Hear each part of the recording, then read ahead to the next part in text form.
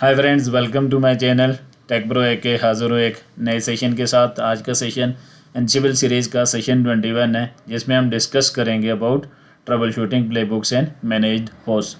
Session 1 से session 20 तक हमने डिफरेंट टॉपिक्स पे थ्योरेटिकल डिस्कशन की है, साथ ही प्रैक्टिकल इम्प्लीमेंटेशन भी देखी है। सो आज के सेशन में कुछ टिप्स एंड ट्रिक्स को डिस्कस करेंगे, जिनका यूज़ करते हुए हम एनसिबल play books and managed host को ट्रबल शूट कर सकते हैं। एनसिबल कोर आर्किटेक्चर में हम ये जानते हैं कि हमारे पास कंट्रोल नोड होता है, जहाँ पे इन्वेंट्री फाइल्स हम बना लेते हैं, जिन इन्वेंट्री फाइल्स में हम मैनेज होस्ट की एंट्री कर लेते हैं, जिनको हमने मैनेज करना होता है। सिमिलरली हमने टास्क ऑटोमेशन के लिए प्ले बुक्स बिल्ड करनी होती हैं। यूजिंग प्ले बुक्स हम टास्क ऑटोमेशन करते हैं। प्ले बुक्स में हम होस्ट को मेंशन करते हैं, डिफरेंट टास्क मेंशन करते हैं, डिफरेंट प्लेस को मेंशन करते हैं, और उनकी एग्जीक्यूशन के बाद हम अपने मैनेज होस्ट को डिज़ायर स्टेट में लेके जाते हैं। अब इस सारे काम में हमें कुछ चैलेंजेस फेस हो सकते हैं। लाइक अगर हमारी इन्वेंट्री फाइल हमारी ठीक से बिल्ड नहीं है, उस प्रॉपर फॉर्मेट में नहीं है, तो हमारे जो मैनेज होस्ट हैं उनके साथ कनेक्शन बिल्ड नहीं होगा। सिमिलरली अगर आपकी प्ले बुक्स की इंडेंटेशन ठीक नहीं है, तो आपकी प्ले बुक्स एग्जीक्यूशन में एरर आएंगी। आप होस्ट रॉन्ग मेंशन कर रहे हैं, टास्क ठीक तरीके से बिल्ड नहीं कर रहे, या टास्क में किसी ऐसे मॉड्यूल का यूज़ कर रहे हैं जो किसी ऐसे पर्पज़ के लिए यूज़ कर रहे हैं उस मॉड्यूल को, जो उसकी बेसिक फंक्शनैलिटी में नहीं आ रहा, तो आपको डिफरेंट एरर्स देखने को मिलेंगे प्ले बुक की एग्जीक्यूशन में।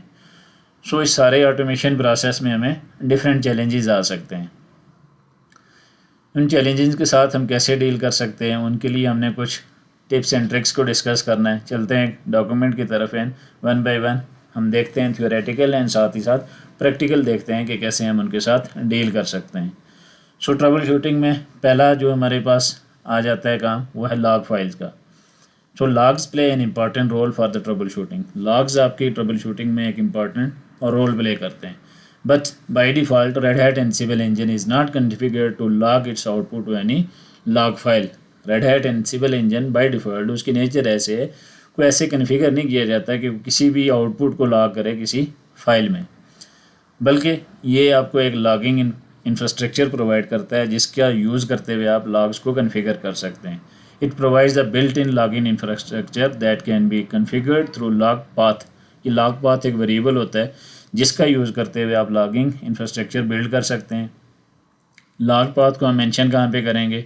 हम मेंशन करते हैं ansible.cfg कन्फिग्रेशन फाइल में, या फिर हमारे पास ansible log_path के नाम से एक वेरिएबल होता है, इसमें इसकी वैल्यू डिफाइन कर देंगे, और ansible वहाँ पे अपने लॉग्स को अपनी जितनी भी उसकी आउटपुट होंगी उसको लॉग करेगा। इफ़ एनी और बोथ आर कन्फिगर्ड, आप ansible.cfg में log_path का यूज़ करें या फिर इस वेरिएबल का यूज़ करें। दोनों के केस में क्या होगा, ansible stores output from the both ansible and ansible playbook commands in the log file configured either through ansible.cfg configuration file or through ansible_log_path environmental variable। अब जब आप लॉग्स को कन्फिगर करते हैं ansible रेड हैट एनसिबल में, तो आप पहला मैं उसमें मेथड क्या है आपके पास कि आप log_path एक वेरिएबल है, इसका यूज़ करेंगे ansible.cfg फाइल में। आप एक पाथ बता देंगे कि इस पाथ में मेरे लॉग्स कन्फिगर होने चाहिए, लॉग जनरेट होने चाहिए, या फिर एक वेरिएबल आपको ansible प्रोवाइड करता है लॉगिंग के लिए। आप इस वेरिएबल में वो पाथ प्रोवाइड करते हैं जहाँ पे आपने लॉग्स अपने स्टोर करने होते हैं। जब आप इन दोनों में से किसी एक का या दोनों का यूज़ करते हैं, तो ansible फिर उस डिज़ायर्ड लोकेशन पे आपके लॉग्स को स्टोर करता है। If you configure ansible to write log files, अब लॉग्स फाइल नॉर्मली हम जब भी लिनक्स की बात करते हैं तो लिनक्स में हम लॉग स्टोर करते हैं कहाँ पे, वार लॉग डायरेक्टरी जो होती है। तो अगर आप इस लोकेशन पे लॉग्स को स्टोर कर रहे हैं, रेड हैट एनसिबल के लॉग्स स्टोर कर रहे हैं, तो उसके बाद उसके लिए आपको ये रिकमेंड किया जाता है कि आप लॉग रोटेट करते जाएं, ताकि आपकी जो लॉग फाइल्स हैं वो ग्रो करती जाएंगी, तो डेफिनेटली वो जो स्पेस है उसको भी ऑक्यूपाई करेंगी। सो इस सारी चीज़ को हम देखते हैं प्रैक्टिकली लैब अपने इन्वायरमेंट में। तो इसके लिए पहला प्रोसेस क्या है कि आप etc log_rotate.d के अंदर एक ansible की एक फ़ाइल बना लें, उसमें कुछ आप स्क्रिप्ट लिखेंगे। उसके बाद आप लॉग पाथ डिफ़ाइन करेंगे कि आपने लॉग्स सेव कहाँ पे करने हैं। सो चलते हैं टर्मिनल पे एंड वन बाय वन इसको हम देखते हैं कि कैसे हम लॉग्स को कॉन्फ़िगर कर सकते हैं। cd एनसिबल प्रोजेक्ट में डायरेक्टरी पे चला जाता हूँ। यहाँ पे मेरे पास कॉन्फ़िगरेशन फ़ाइल अवेलेबल है। ls करूँ vi ansible.cfg।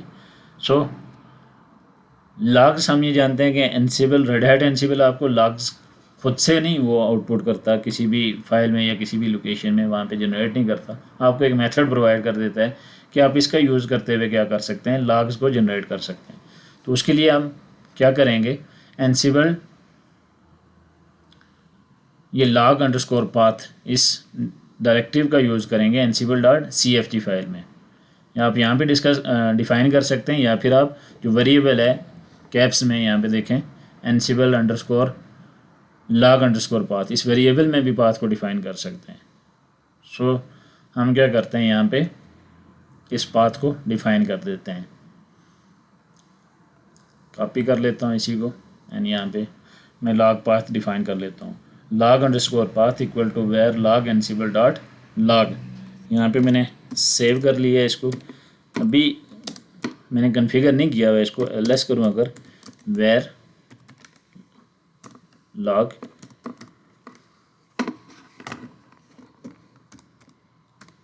ansible dot log, तो ये फाइल अभी मेरे पास अवेलेबल है ही नहीं है, इसको हमने क्रिएट करना है। उसके लिए हम क्या करते हैं, ये कुछ कमांड्स हैं बेसिक जिनका यूज़ करते हुए आप कोई भी फ़ाइल क्रिएट करते हैं। टच कमांड से हमने फ़ाइल क्रिएट कर ली, chown से उसकी ऑनरशिप चेंज कर ली और मोड से उसकी परमिशंस को चेंज कर लिया। -l करूँ मैं ansible.log, तो अभी मेरे पास ये log फाइल क्रिएट हो चुकी है। ये एक just empty log file create हुई है। इसका यूज़ कैसे करना है, उसके लिए हम vi ansible.cfg फाइल में हमने ansible को ये बता दिया कि इस पाथ पे आपने लॉग्स स्टोर करने हैं। अब स्टोर करने के लिए क्या करना पड़ेगा, लॉग्स हम बनाते कैसे हैं खुद से लॉग्स के लिए हम फाइल्स कॉन्फ़िगरेशन फाइल्स कैसे क्रिएट करते हैं, उसके लिए हम क्या करेंगे, इस लोकेशन पे etc log rotate.d के अंदर ansible के नाम से एक फ़ाइल क्रिएट कर लेते हैं। log rotate.d, यहाँ तक फाइल आपके पास डायरेक्टरीज ऑलरेडी मौजूद होती हैं लिनक्स में। सो ansible के लिए फ़ाइल क्रिएट करनी है जो कि ansible के लॉग्स को क्रिएट करें और उनको और रोटेट करती रहे साथ साथ। अब रोटेट हमने क्यों करना है कि हम लॉग स्टोर कर रहे हैं कौन से पाथ पे, वायर लॉग पे। तो अगर इसको बाय डिफ़ॉल्ट तो ये लॉग्स हमारे पास होते नहीं हैं ansible के लिए, आप खुद से इनको क्रिएट कर रहे हैं। जब खुद से क्रिएट कर रहे हैं तो ये लॉग्स फाइल फिर क्रिएट ही होते रहेंगे। एनसिबल, जब भी आप एनसिबल या एनसिबल प्लेबुक की कमांड्स को यूज़ करेंगे तो उसकी जो भी आउटपुट है वो आपकी इस लोकेशन पे वेयर लॉग में जो भी ansible.cfg या जो भी फाइल बनाते हैं आपने पास में मेंशन कर दिया ansible.cfg की फ़ाइल में, तो उस लोकेशन पे उसकी आउटपुट को सेव करता रहेगा। एनसिबल रेड हैट एनसिबल वहाँ पे लॉग्स को सेव करता रहेगा। सो उसका डिसएडवांटेज क्या होगा, अगर आप लॉग्स को रोटेट नहीं कर रहे तो आपकी जो कैपेसिटी है वो ऑक्यूपाई होती रहेगी। स्टेल वर्किंग डेटा उसमें आता रहता है, तो वो day by day logs grow करेंगे तो आपकी कैपेसिटी ऑक्यूपाई करते जाएंगे। तो उसके लिए हम लॉग रोटेशन भी करते हैं। रेड हैट आपको रिकमेंड करता है कि जब भी आप इस वेयर लॉग लोकेशन पे एनसिबल के लिए अगर आप लॉग्स बना रहे हैं तो उसके लिए आप क्या करें, लॉग्स रोटेट भी करते जाएं ताकि आपकी जो स्पेस ऑक्यूपाई होती है वो ऑक्यूपाई ना हो। वो कुछ लिमिट्स तक, जो भी आप लिमिट सेट कर लेंगे, आप डेज़ में सेट कर लें या एमबीज़ में आप सेट कर रहे हैं, तो उस हिसाब तक वो लॉग्स को वहाँ पे सेव रखेगा। आफ्टर दैट जो भी आपकी कंडीशन डिफाइन की होगी उसके बाद लॉग्स को रोटेट कर देगा, जैसे कि हमारे सिस्टम लॉग्स रोटेट होते हैं नॉर्मली लिनक्स में। तो ऐसे ही हम एक यहाँ पे स्क्रिप्ट बना लेते हैं, वेयर लॉग ansible.log, इस फाइल के लॉग डेली रोटेट क्या करना है, आफ्टर 14 डेज उनको रोटेट करना है। कंप्रेस है, मिसिंग होगी, डिफरेंट पैरामीटर्स है। तो इनका यूज़ करते हुए हम एक लॉग रोटेट का स्क्रिप्ट बना लेंगे जिसने लॉग्स को रोटेट करना है। अब इसमें हर एक चीज़ का हर एक डायरेक्टिव का एक फंक्शनैलिटी है, पर्पज़ है। डेली का क्या मतलब है कि rotate the log over day, daily basis पे लॉग को रोटेट करेगा। रोटेट 14, कीप 14 ओल्ड लॉग, सिर्फ 14 दिन के जो है ना वो लॉग्स को पास रखेगा।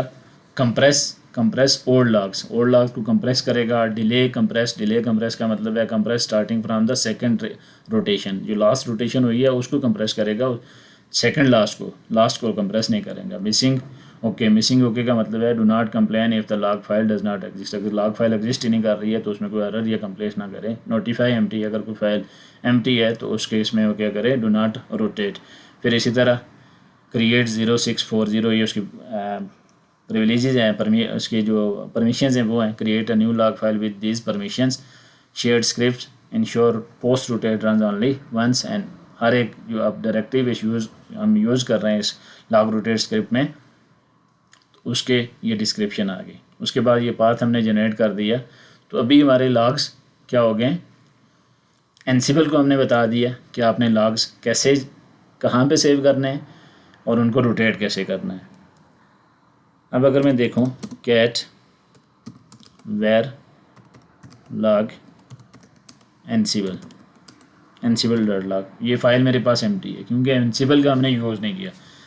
अब से हम जब भी एनसिबल या एनसिबल प्लेबुक कमांड का यूज़ करेंगे तो उसने उसकी जो आउटपुट है उसको सेव कर लेना है इस पाथ पे, और ये पाथ हमने कहाँ पे डिफ़ाइन किया, फिर से एक दफ़ा देख लेते हैं, ansible.cfg में। आप यहाँ पे यूज़ कर सकते हैं, डिफ़ाइन कर सकते हैं, या फिर एक वेरिएबल होता है कैप्स में $साइन के साथ ansible_log_path, या फिर उसमें डिफ़ाइन कर सकते हैं। अगर आप डिफ़ॉल्ट सेक्शन में यूज़ करेंगे तो log_path के आगे आप इसकी वो लोकेशन प्रोवाइड कर देंगे, पाथ प्रोवाइड कर देंगे, जहाँ पे आपने एनसिबल को बताना है कि आप अपने जो आउटपुट एनसिबल और एनसिबल का प्लेबुक की जो आउटपुट है उसको आप इस लोकेशन पे सेव करें।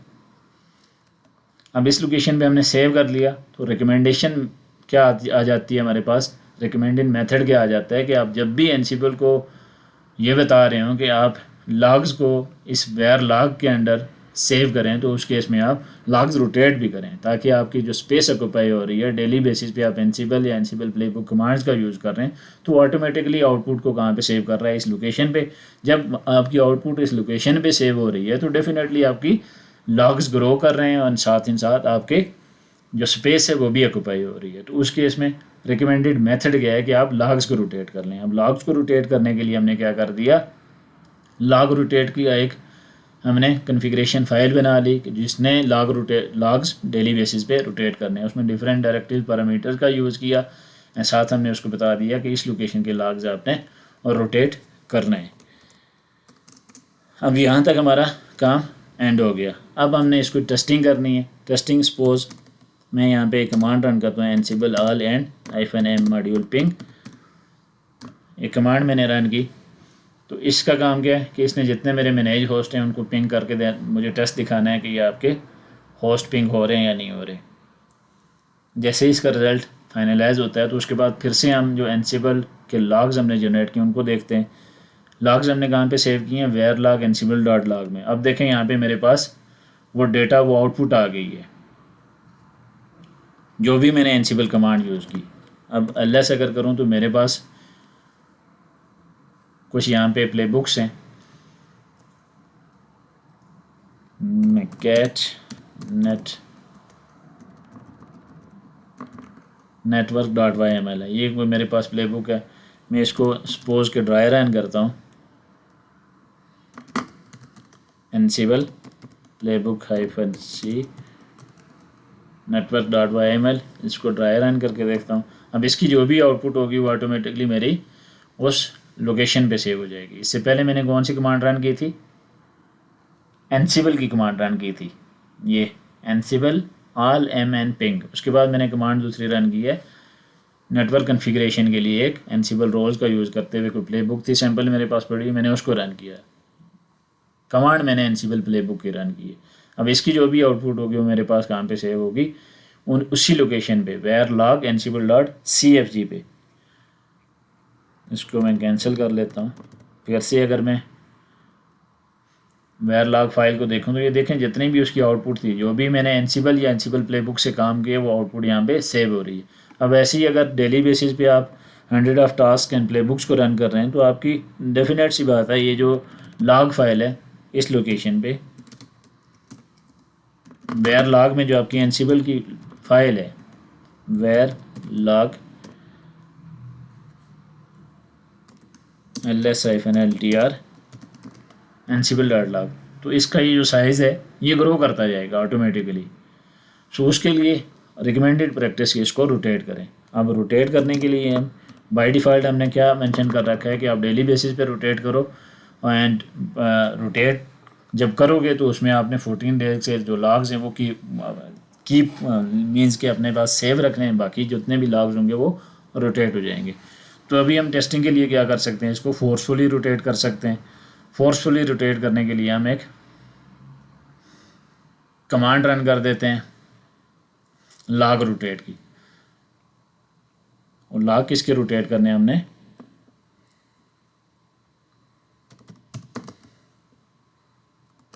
log rotate -f forcefully etc log rotate .d और ansible के हमने log rotate करने हैं। तो ये हमारे log rotate हो गए। अब अगर मैं उसी फाइल को फिर से ऐड करूं तो ये देखें ये फाइल मेरे पास क्या आ रही है, एम्प्टी। एंड मैं अगर उस लोकेशन पे जाऊं ls-ltr में रन करूं log पे, तो अभी ये देखें मेरे पास फाइल क्या आ रही है 0 MB की, इसमें कोई भी डेटा नहीं है। जबकि लास्ट इसमें कुछ डेटा क्या पड़ा हुआ था मेरे पास, ये देखें 2498 मेरे पास इसमें डेटा पड़ा हुआ था, इतने बाइट्स का। तो ऐसे आप लॉग्स को कॉन्फ़िगर कर सकते हैं एनसिबल के लिए किसी भी लोकेशन पे। उसकी जो आउटपुट है एनसिबल एंड ansible.c है एनसिबल प्लेबुक की, उसकी आउटपुट को कैप्चर करने के लिए, उनको लॉग करने के लिए। उसके बाद हमारे पास आ जाता है सेकंड मेथड, डिबग मॉड्यूल। अगर आप प्ले बुक्स के साथ डील कर रहे हैं तो पहला काम हमने कर लिया कि हम एनसिबल के लिए लॉग्स बना लें। लॉग से क्या होगा कि जब आपके पास सारे लॉग्स होंगे तो आप किसी भी टाइम आपको कोई चैलेंज फेस होता है डीलिंग विद प्ले बुक्स और मैनेज होस्ट, तो जो भी आपने एनसिबल एंड एनसिबल प्ले बुक्स की कमांड रन की होगी उनकी सारी आउटपुट कैप्चर होकर आपने किसी लोकेशन पे सेव कर रखी होगी। उस लोकेशन पे आप देख सकते हैं, आप डील कर सकते हैं, उसके साथ ट्रबल शूट कर सकते हैं कि आपके ड्यूरिंग योर ऑटोमेशन टास्क एनसिबल का यूज़ करते हुए आपको कौन से चैलेंजेस आए हैं या क्या एरर फेस हुए हैं, तो उनको देख के आप ट्रबल शूटिंग कर सकते हैं। उसके बाद आता है हमारे पास डिबग मॉड्यूल। सो डिबग मॉड्यूल का यूज़ करते हुए भी आप ट्रबल शूटिंग कर सकते हैं। डिबग मॉड्यूल का काम क्या है, debug module provide insight into what is happening in the play. जब आप प्ले बुक रन करते हैं तो डिबग मॉड्यूल आपको ये इन्फॉर्मेशन प्रोवाइड करता है कि आपके प्ले में क्या चीज़ चल रही है। This module can display the value of a certain variable, किसी एक सर्टेन वेरिएबल की और वैल्यू को डिस्प्ले कर सकता है at a certain point in the play. किसी प्ले में आपने कोई वेरिएबल यूज़ कर रखा है और उसकी आउटपुट को आप कैप्चर करना चाह रहे हैं, देखना चाह रहे हैं, तो उसके लिए भी डिबग मॉड्यूल को यूज़ कर सकते हैं। This feature is key to debugging task that use variable to communicate with each other. So task जो कि वेरिएबल्स का यूज़ करते हैं एक दूसरे के साथ कम्युनिकेट करने के लिए, तो आप डिबग मॉड्यूल का यूज़ कर सकते हैं। The debug module is use to print variables. आप वेरिएबल्स को प्रिंट कर सकते हैं। लाइक जब वेरिएबल को प्रिंट करेंगे तो डेफिनेटली उसकी जो भी वैल्यूज़ होंगी वो आपके डिस्प्ले टर्मिनल पर डिस्प्ले होंगी।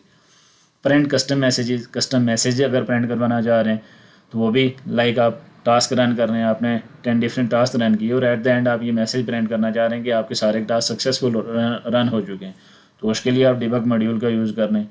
शो होस्ट फैक्ट्स, किसी कस्टम फैक्ट्स का या होस्ट फैक्ट्स का आप वैल्यू को देखना चाह रहे हैं, उनको डिस्प्ले करना चाह रहे हैं, तो उसको देख सकते हैं आप। डिस्प्ले टास्क रिजल्ट, टास्क के रिज़ल्ट को आप डिस्प्ले कर सकते हैं।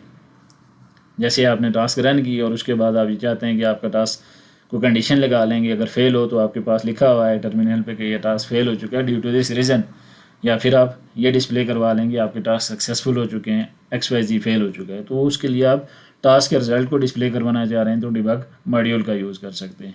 Help trouble shoot play books, जब आपके पास रिजल्ट्स आ जाते हैं किसी भी चीज़ के, आपने टास्क के रिजल्ट्स देख लिए या फिर टास्क के वेरिएबल के रिजल्ट देख लिए, उनको कैप्चर कर लिया, तो आप वहाँ से ये डिसाइड कर सकते हैं कि in case of errors and challenges, आपको कोई अगर चैलेंज फेस हुआ, कोई एरर आया आपके पास, तो उस रिजल्ट को देख के आप डेफिनेट सी बात है ट्रबल शूटिंग कर सकते हैं। पहला ट्रबल शूटिंग का मेथड क्या था कि हमने लॉग्स देख लिए, लॉग से देख के आप ट्रबल शूटिंग कर रहे हैं। सेकंड ये है कि प्ले के अंदर क्या चल रहा है, ड्यूरिंग प्ले बुक एग्जीक्यूशन आपने देखा कि आपकी प्ले बुक एग्जीक्यूशन फेलियर किस वजह से हुई है, कौन सा टास्क किस वजह से फेल हुआ है, तो आप उसको डिबग मॉड्यूल के थ्रू कैप्चर कर लेते हैं और उसकी आउटपुट को देख लेते हैं। दूसरा मेथड आपके पास आ जाता है डिबग मॉड्यूल का यूज़ करते हुए। जैसा कि हमारे पास एक प्ले बुक है, अब ये ट्रबल उसके उस चीज़ के लिए नहीं है कि मैं किस चीज़ को ट्रबल शूट कर रहा हूँ, उस चीज़ के लिए कि डिबग मॉड्यूल का फंक्शनैलिटी क्या है।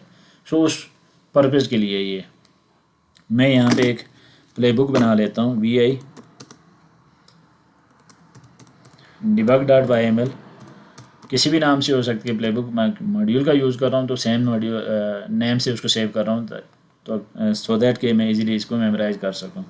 उसके बाद इसकी प्लेबुक की इंडेंटेशन को हम करेक्ट कर लेते हैं, इंसर्ट करते हैं gather facts yes task, task के बाद name of the task and after that module कौन सा यूज़ कर रहे हैं हम, डिबग का। यहाँ पे हम देखें डिबग मॉड्यूल का यूज़ करके कस्टम मैसेज को प्रिंट कर रहे हैं। कस्टम मैसेज किस चीज़ को प्रिंट करेगा, हमारे जितने भी होस्ट हैं मेरे मैनेज होस्ट ये 192 एंड 194, इनकी इन्वेंट्री होस्ट नेम ये एक हमारे पास वेरिएबल है, वो बताएगा कि इन्वेंट्री में जो भी ये 192 एंड 194 है इसकी जो भी नेम है यहाँ पे, इस नेम के अगेंस्ट आपकी ओएस की फैमिली कौन सी है। तो ये एनसिबल ओएस फैमिली हमारे पास एक फैक्ट वेरिएबल है, इन्वेंट्री अंडरस्कोर होस्ट नेम हमारे पास एक वेरिएबल है। इन दोनों की आउटपुट को यूज़ करके कस्टम मैसेज डिस्प्ले करेगा। तो इसी मेथड के थ्रू आप डिबग मॉड्यूल का यूज़ कर सकते हैं किसी भी प्ले में, सो दैट कि आप उस रिज़ल्ट को देख के ट्रबल शूटिंग कर सकें। अगर एरर्स आई हैं आपके पास, कुछ भी चैलेंजेस आए तो आप उस रिज़ल्ट को देखेंगे एंड आप उस हिसाब से ट्रबल शूटिंग कर सकते हैं। एनसिबल प्लेबुक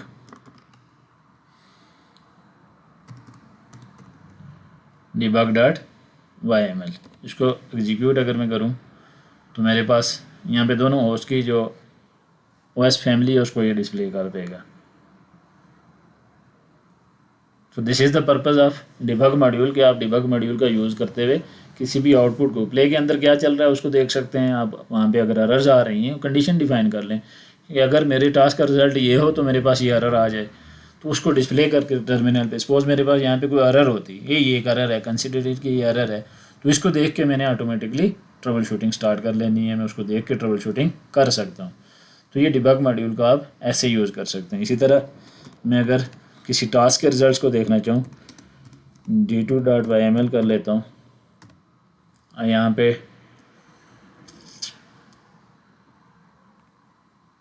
इसको हम कर लेते हैं कॉपी, अनसेट इंडेंटेशन ओके कर लेते हैं, host all gather facts no. Command module का यूज़ कर रहे हैं किसके लिए, uname-a। फिर इसी के लिए हम जो इस कमांड का जो रिज़ल्ट होगा उसको हम कैप्चर कर रहे हैं किसमें, रजिस्टर वेरिएबल आपकी आउटपुट को कैप्चर करने के लिए होता है। किसी भी वेरिएबल की जो आपने जो टास्क में परफॉर्म कर रहे हैं ना उसकी जो आउटपुट होगी उसको कैप्चर करने के लिए रजिस्टर मॉड्यूल का यूज़ करते हैं। uname-a इसकी इस कमांड का जो भी रिज़ल्ट होगा वो कैप्चर हो जाएगा किसके थ्रू, और रजिस्टर वेरिएबल के थ्रू, किस में, cmd आउटपुट में। इस पूरे ये जो वर्ड है हमारे पास इसके अंदर इस सारे uname-a की जो आउटपुट है वो कैप्चर हो जाएगी। उसके बाद सेकंड टास्क हमने डिफाइन कर लिए कि हमें रिजल्ट शो करे। अब रिजल्ट शो करने के लिए हम किसका यूज़ कर रहे हैं, डिबग मॉड्यूल का, एंड वेरिएबल का यूज़ करेंगे। लास्ट केस में हम देखें हमने मैसेज लिखा था कस्टम मैसेज, MSG के नाम से हमने, वर्ड के नाम से, एट्रीब्यूट के नाम से हमने यहाँ पे एक डिफाइन किया था और उसमें कस्टम मैसेज लिखा था। अभी हम क्या कर रहे हैं, वेरिएबल को यूज़ कर रहे हैं। कौन सा वेरिएबल, ये रजिस्टर एक वेरिएबल था, इसने कैप्चर करके इस वाली जो आउटपुट थी uname-a इसका जो भी रिजल्ट था वो उसने कैप्चर किया। रजिस्टर कैप्चर करने के लिए यूज़ होता है, कैप्चर करके किस में सेव कर लिया, cmd आउटपुट में, इस एक वेरिएबल बना लिया, इसमें uname-a की आउटपुट को कैप्चर कर लिया। अब जैसे ही डिबग मॉड्यूल हम यूज़ करेंगे और उस वेरिएबल को हम डिफाइन करेंगे जिसमें आउटपुट कैप्चर कर रखी है, तो सारी आउटपुट हमारे पास क्या आ जाएगी, टर्मिनल पे डिस्प्ले हो जाएगी जब हम इस प्लेबुक को एग्जीक्यूट करेंगे। इसी तरह आप किसी भी रिजल्ट को कैप्चर कर सकते हैं। अब रिजल्ट को कैप्चर करने का फ़ायदा क्या होगा, सपोज़ मेरे पास ये यहाँ पे एरर आ जाता है, इसमें इसका कोई रिज़ल्ट ऐसा होता है, कोई मेरा टास्क ऐसा होता है कि जिसके आउटपुट में कुछ एरर्स होती हैं, तो डिबग मॉड्यूल का यूज़ करते हुए, अब चूँकि मैं डिबग का यूज़ कर रहा हूँ तो जब इसको मैं एग्जीक्यूट करूँगा तो मेरे पास उस जो रिज़ल्ट है, जो टास्क है, उसकी जो भी उसके अंदर चीज़ें चल रही थी, एग्जीक्यूट हुई हैं जो चीज़ें, उसको टर्मिनल पे डिस्प्ले कर देगा। अब फिर वहाँ से मैं देख के ट्रबल शूटिंग कर सकता हूँ इन केस के अगर वहाँ पे कोई एरर्स हैं।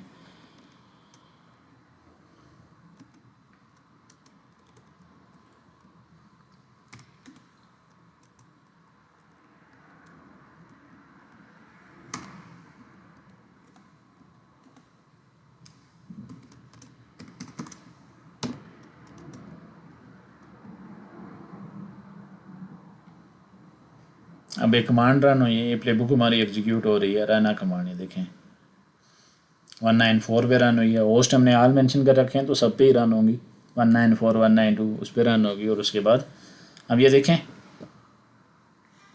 शो फुल रिजल्ट, ये एक टास्क था, उसके क्या उसने डिबग मॉड्यूल का क्या किया है, इन टास्क के अंदर -a जो कमांड रन हुई है उसके जो भी रिज़ल्ट थे वो सेव हुए थे कि इसमें एक वेरिएबल में, एंड डिबग का यूज़ करके उस वेरिएबल की आउटपुट को हमने टर्मिनल पर डिस्प्ले कर लिया। अब यहाँ से आप डिफरेंट थिंग्स को एनालाइज कर सकते हैं, देख सकते हैं, और उस हिसाब से आपके इन्वायरमेंट में अगर कुछ एरर्स आ रही हैं, कुछ चैलेंजेस आ रहे हैं तो उसकी आप ट्रबल शूटिंग कर सकते हैं। तो ये सारी इन्फॉर्मेशन आपके डिबग मॉड्यूल ने प्रिंट कर दी है आपके टर्मिनल पे। ये देखें -a इसने सारी चीज़ें बता दी हैं, जितने भी उसमें जो काम हुए हैं, जो एक्शन परफॉर्म हुए हैं, वो सारी चीज़ें रजिस्टर वेरिएबल के थ्रू कैप्चर किए हैं एंड डिबग के थ्रू हमने डिस्प्ले कर दिए।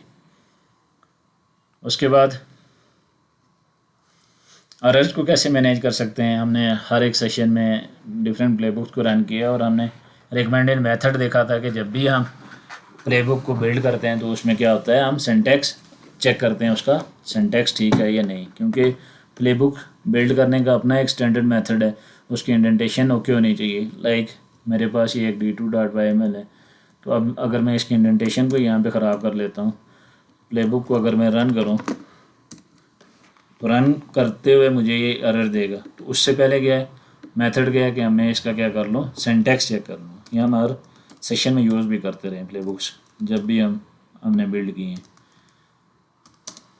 सिंटैक्स -चेक, तो ये मुझे बता देगा कि आपकी कौन से लाइन पे कहाँ पे एरर आ रहा है। तो ये यहाँ पे बता रहा है कि मोस्ट प्रोबेबली आपकी एरर इस लोकेशन पे है। ये कर यहाँ पे देखें, ये जो सिंबल है ये उसको नोटिफाई भी कर रहा होता है, इंडिकेट भी कर रहा होता है कि यहाँ पे मोस्ट प्रोबेबली आपकी प्लेबुक में एरर है, तो इसको आप करेक्ट कर दें। तो इस मेथड से क्या करेंगे, आप उसको डायग्नोज करके उसके बाद आप इसको रेक्टिफाई कर सकते हैं बिफोर रनिंग द प्लेबुक। अब अगर मैं इस प्लेबुक को फिर से सिंटैक्स चेक करूं तो मेरे पास इसका सिंटैक्स कोई एरर नहीं है और प्लेबुक का नाम आ रहा है, इट मीन्स मेरी प्लेबुक की इंडेंटेशन एंड सिंटैक्स ओके है।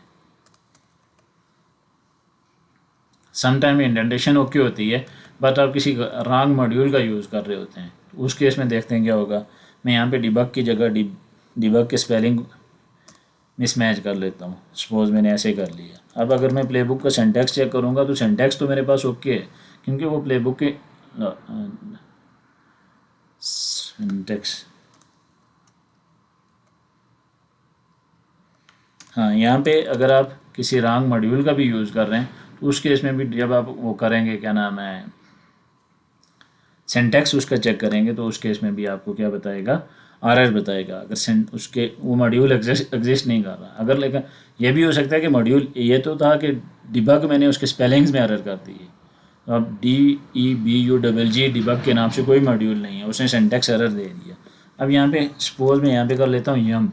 अब यम एक मॉड्यूल है एनसिबल में। अब अगर मैं सिंटैक्स चेक करूँ तो सिंटैक्स मुझे क्या बताएगा, सिंटैक्स तो मेरा ओके है, लेकिन इस केस में मैं उस मॉड्यूल ये यम का मैं उस काम के लिए यूज़ कर रहा हूँ जो यम की फंक्शनैलिटी में नहीं आ रहा। अब सिंटैक्स तो ओके है, आपने सिंटैक्स चेक कर लिया, लेकिन जब आप प्लेबुक को रन करेंगे तो उस केस में क्या होगा, यहाँ पे देखें सिंटैक्स आपको ओके बता रहा है, बट प्लेबुक में जो मॉड्यूल आपने यूज़ करना था, जिस काम के लिए जो मॉड्यूल बना हुआ है, वो मॉड्यूल ही आपने यूज़ नहीं किया। तो उस केस में उसके क्या रिजल्ट्स होंगे, उस चीज़ को देखते हैं हम।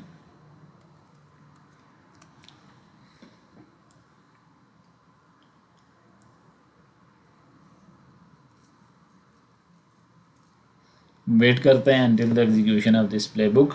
सो जैसे ही इस प्लेबुक की एग्जीक्यूशन कंप्लीट होगी तो हमारे पास फिर रिजल्ट आ जाएंगे।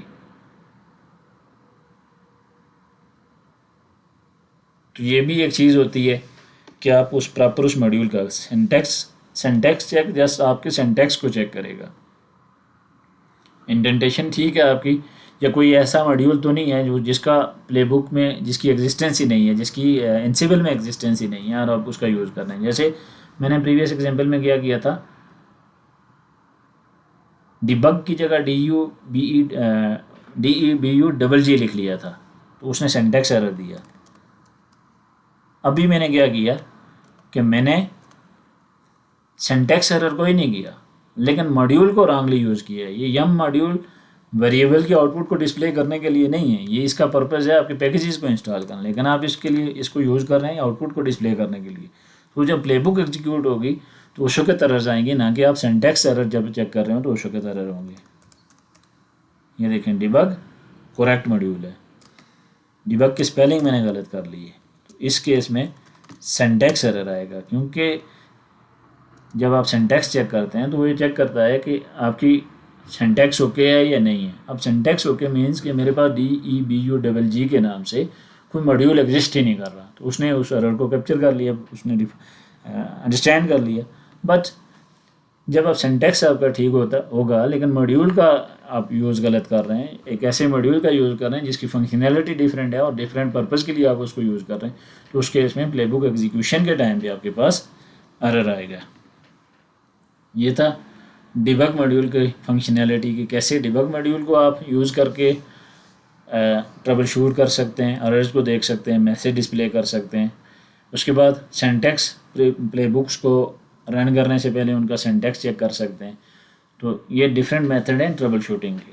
अब सिंटैक्स चेक किस लिए यूज़ करता है, बैड इंडेंटेशन को चेक करता है, मिसिंग कॉलम्स आपने कहीं कॉलम्स मिस कर ली है उसमें आ जाता है, इनवैलिड YAML फॉर्मेट, उसका फॉर्मेट ही ठीक नहीं है, YAML के हिसाब से नहीं है, तो फिर उसको भी वो डिटेक्ट करेगा। इनवैलिड मॉड्यूल आर्गूमेंट्स, मॉड्यूल में कोई ऐसे आर्गूमेंट आपने यूज़ कर रखे हैं जो मॉड्यूल का रिलेटेड नहीं है, जैसे हमने यम का यूज़ किया था और उसके बाद हमने यम मॉड्यूल तो ठीक था लेकिन हम उसको डिफरेंट पर्पज़ के लिए यूज़ कर रहे थे।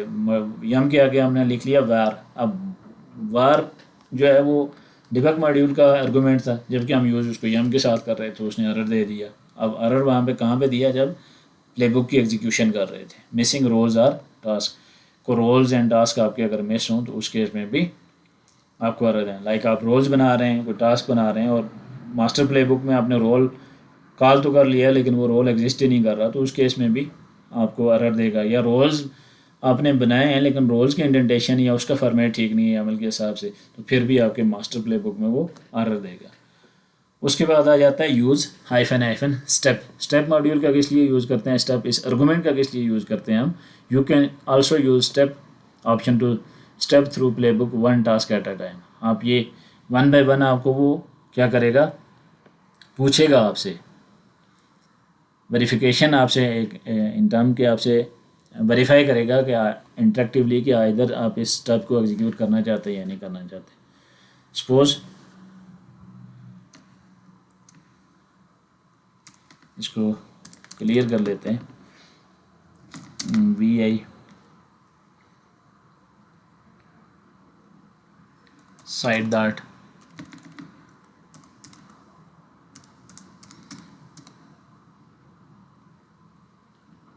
इसको यहाँ से कर लेते हैं, क्यों कोई और प्लेबुक बना लेते हैं, एक ऐसी प्लेबुक बना लेते हैं जिसमें डिफरेंट टास्क हो हमारे पास, उसको देखते हैं। सपोज मैं एक प्लेबुक बना लेता हूँ VI multiple dot by ML, इसमें मल्टीपल टास्क है मेरे पास और इसको मैंने एग्जीक्यूट करना है। तो अब देखें इसमें मल्टीपल टास्क आ रहे हैं मेरे पास, Nginx को इंस्टॉल करना है, सर्विसेज को इनेबल करना है, कस्टम उस वेब इंडेक्स फाइल को मॉडिफाई कर रहा है, फिर सर्विसेज का स्टेटस चेक कर रहा है रन हुई या नहीं, तो ये सारी चीज़ें हम कर रहे हैं यहाँ पे। फिर डिबग मॉड्यूल का यूज़ कर रहे हैं Nginx के स्टेटस को देखने के लिए। अब डिबग मॉड्यूल की हमने बात की थी तो ये देखें उसकी रियल एग्जांपल भी ये आ गई है हमारे पास कि हम किसी सर्विस का स्टेटस देख रहे हैं तो उसके रिज़ल्ट को हम कैप्चर कर सकते हैं, देख सकते हैं टर्मिनल पे कि उसका एक्चुअल रिज़ल्ट क्या है।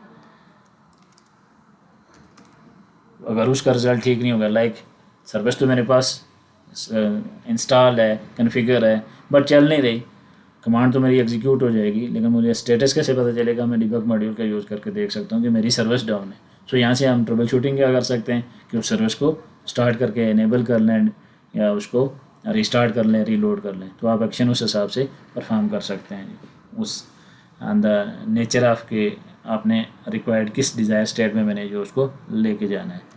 इसको मैं करता हूँ सेव।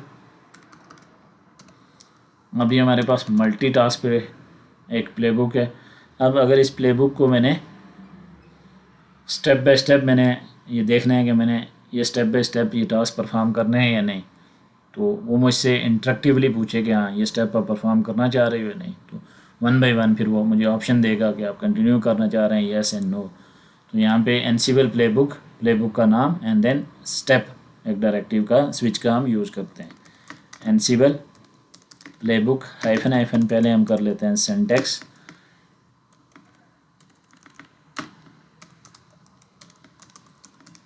चेक। प्लेबुक का नाम था multiple.yml। ओके है। अब हम इस प्लेबुक को रन करते हैं, बट मैं इसको रन कौन से स्विच के साथ करूँगा। अगर मैं ऐसे रन कर दूँ ये सारी की सारी प्लेबुक ऑटोमेटिकली एग्जीक्यूट हो जाएगी अगर इसमें कुछ एरर्स नहीं है या कुछ मेरे मैनेज होस्ट पे कोई एरर नहीं है। लाइक मेरे मैनेज होस्ट पे रिपोजिटरी नहीं है, मैं सर्विसेज को कॉन्फ़िगर कर रहा हूँ, पैकेजेस को डाउनलोड कर रहा हूँ, तो वो तो डेफिनेटली फेल हो जाएगा। अगर वहाँ पे मेरी रिपोजिटरीज अवेलेबल हैं, मैं कोई भी पैकेज डाउनलोड इंस्टॉल कर सकता हूँ, तो ये प्लेबुक ऑटोमेटिकली एग्जीक्यूट हो जाएगी जैसे ही मैं इसको एग्जीक्यूट करूँगा, सारे के सारे इसके टास्क एग्जीक्यूट होंगे। लेकिन अगर मैं ये चाहता हूँ कि नहीं 1 बाय 1 जो भी टास्क हो वो मुझसे इंटरेक्टिवली पूछे कि आप ये टास्क रन करना चाहते हो या नहीं, तो उसके लिए हाइफन स्टेप स्विच का यूज़ किया जाता है। अब मैं प्लेबुक रन करूँगा तो गैदर फैक्ट से पहले वो क्या क्या कह रहा है, इंस्टॉल पैकेज फैक्ट्स गैदरिंग उन्हें ऑफ कर रखी है, पैकेजेस को डायरेक्ट इंस्टॉल कर रहे हैं। तो install and configure nginx perform task gathering facts. हाँ फैक्ट्स गैदरिंग ऑन है हमारी, पहला टास्क उसने परफॉर्म करना है फैक्ट्स गैदरिंग का। वो पूछ रहे हैं आप इसको फैक्ट्स गैदरिंग करना चाहते हो या नहीं। सपोज मैं कहता हूँ नो, इंटर किया। दूसरा टास्क के लिए फिर इंटरक्टिवली पूछ रहा है वो परफॉर्म इंस्टॉल एनजिनिक्स, आपकी एनजिनिक्स की इंस्टॉलेशन करूँ या नहीं। मैं इसको कह देता हूँ नो। थर्ड टास्क के लिए पूछ रहा है task enable and start and enable nginx, आपने इंस्टॉल नहीं किया तो उसको इनेबल क्या करेंगे, नो। ऐसे ही आप कुछ टास्क को जिनको आप रन करना चाहें उनको रन कर सकते हैं, जिनको आप स्किप करना चाहें स्किप कर सकते हैं। सपोज मेरे पास एनजिनिक्स ऑलरेडी इंस्टॉल होता और मैं इसको रीस्टार्ट करना चाह रहा होता, तो मेरे पास यहाँ पे एक टास्क होता है कि मैं इसको रीस्टार्ट करना है सर्विसेज को।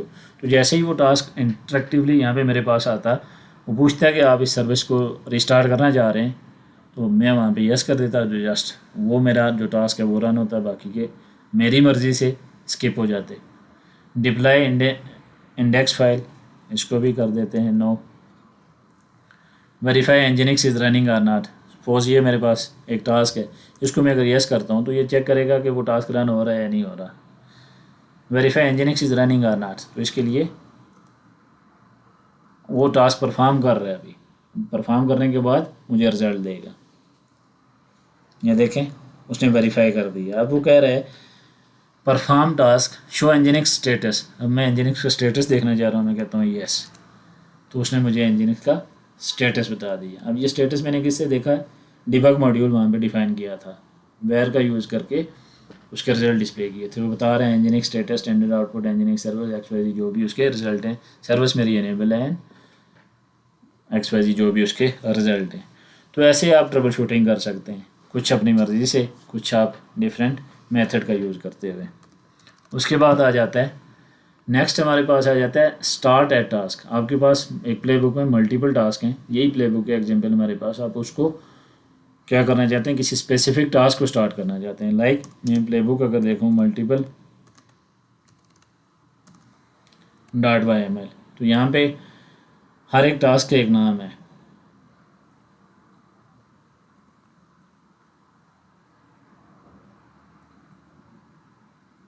हर एक टास्क का मेरे पास एक नाम है। अब मैं क्या करूं, मैं चाहता हूं कि इस प्ले बुक में किसी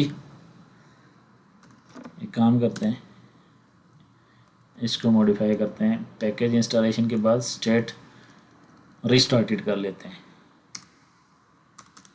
और restarted.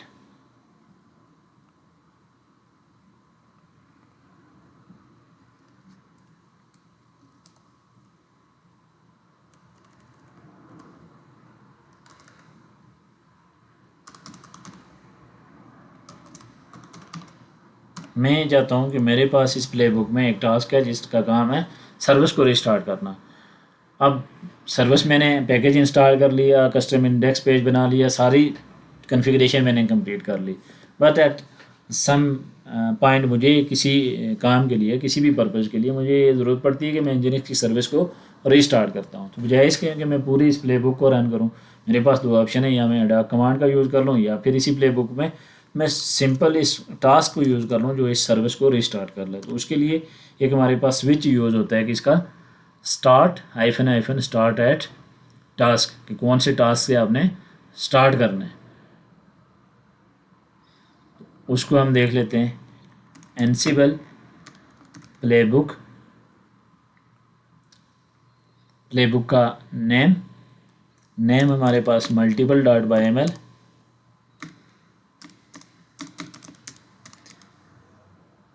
L, hyphen start at task and name of the task equal to करेंगे, कॉलम्स में इसको कोड कर देंगे, स्टार्ट एंड एनेबल सर्विसेज, इसको रन कर देगा ये। तो स्पेसिफिक टास्क को रन कर सकते हैं, ऐसे भी आप उसके बिहेवियर को कंट्रोल कर सकते हैं।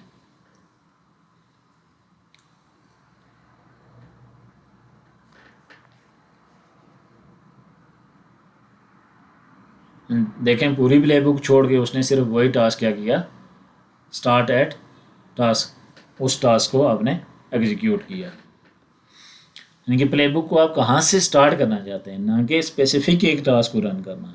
स्टार्ट एट टास्क, उसके मतलब ही देख लें कि आपने टास्क स्टार्ट कहाँ से करने हैं। आपके पास बहुत सारे प्ले बुक में मल्टीपल टास्क थे,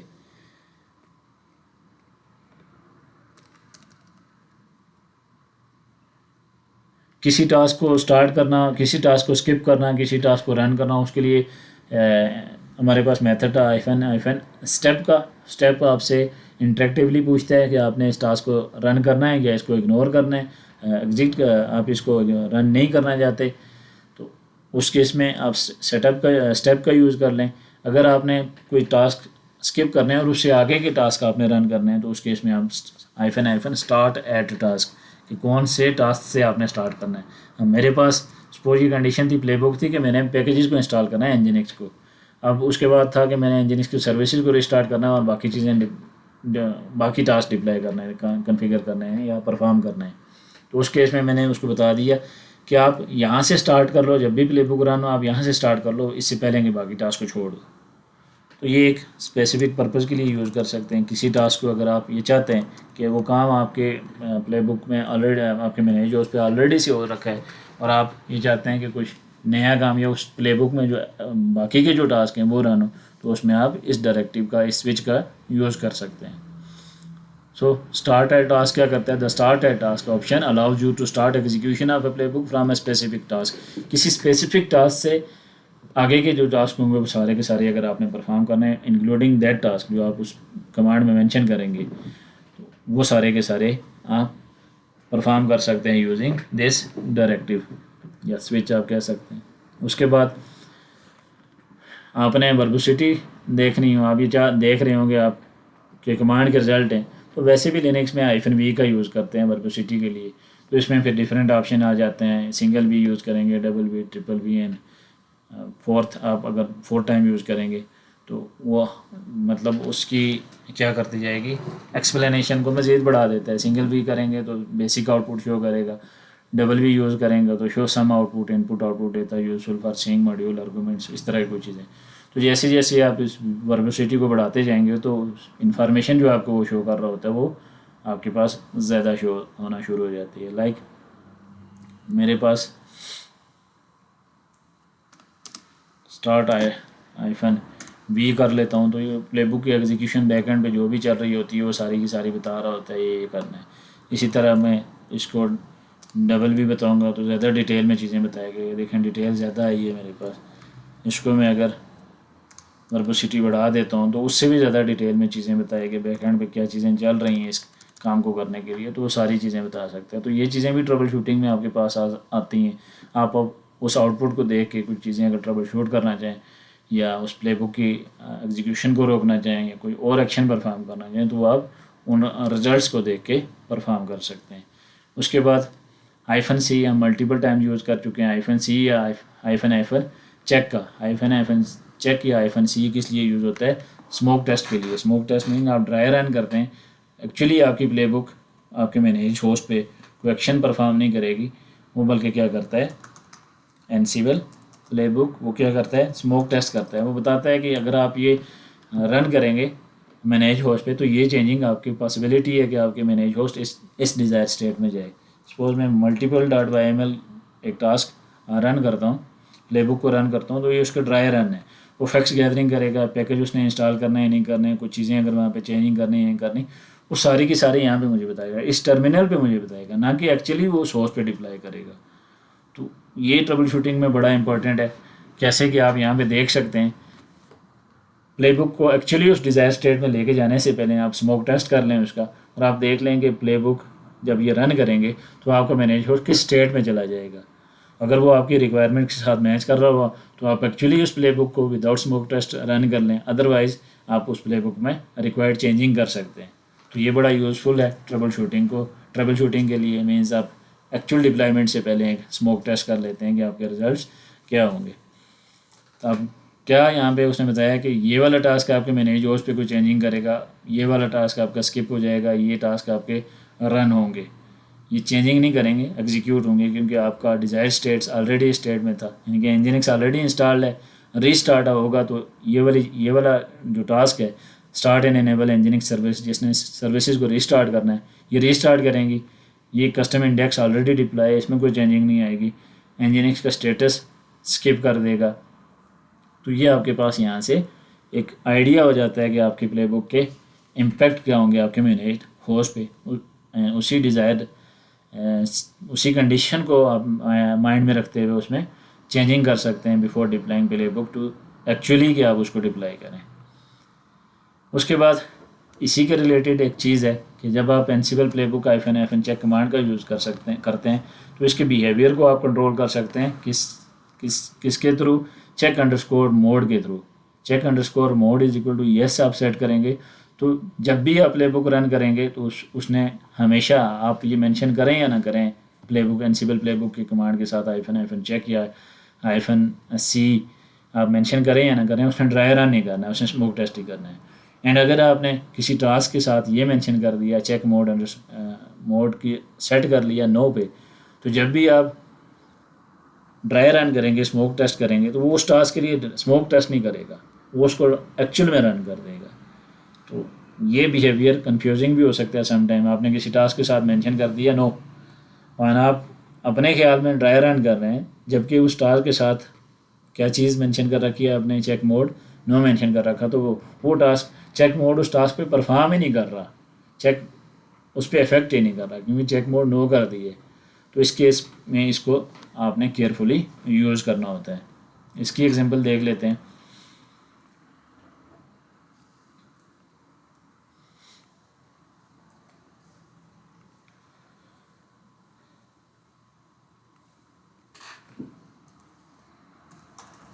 vi check mode dot YML check हमने देखा कि किसके लिए यूज़ होता है, स्मोक टेस्ट के लिए before running the playbook. Actually आप एक्चुअल रन करें उससे पहले कि कुछ रिजल्ट आपको बता देगा, कंडीशन बता देगा कि यार इसने चेंजिंग क्या करनी है नहीं करनी, मतलब जो भी है। अब यहाँ पे मैंने कर लिया check mode is equal to yes, इसका बिहेवियर कंट्रोल कर रहा हूँ। अब मैं जब चेक मोड रन करूँगा, इस प्लेबुक को स्मोक टेस्ट करूँगा, -C या -FN चेक का मैं यूज़ करूँगा, तो उस केस में क्या होगा, यहाँ पे चेक मोड इस पर रन होगा, आइदर मैं इसके साथ -C मेंशन करूँ या ना करूँ। WQ check mode is equal to yes है, ये पैरामीटर डायरेक्टिव, ये देख लें, ये दिस वन। तो इसने जब भी प्लेबुक को मैंने रन करना है, मैं उसके साथ -C मेंशन ना करूँ या करूँ, उस केस में इसने चेक मोड पे ही रन करना है, इसको एक्चुअली रन ही नहीं करना है इस प्लेबुक को। एनसीबल प्लेबुक, अब मैं चेक मोड को -C का ऑप्शन नहीं मैं रन कर रहा, इसमें कुछ एरर आ रहा है। vi gather facts department no,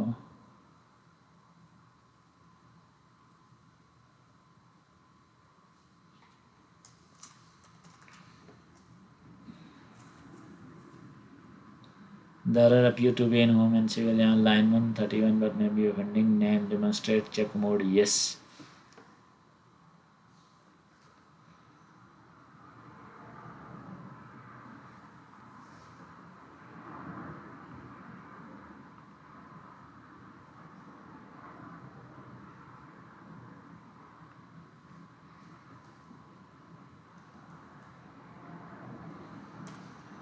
correct करते हैं, इसको देख लेते हैं कि कहाँ पे एरर आता है। फिर से एग्जीक्यूट करता हूँ मैं प्लेबुक को। इसका करते हैं syntax check, hyphen hyphen syntax.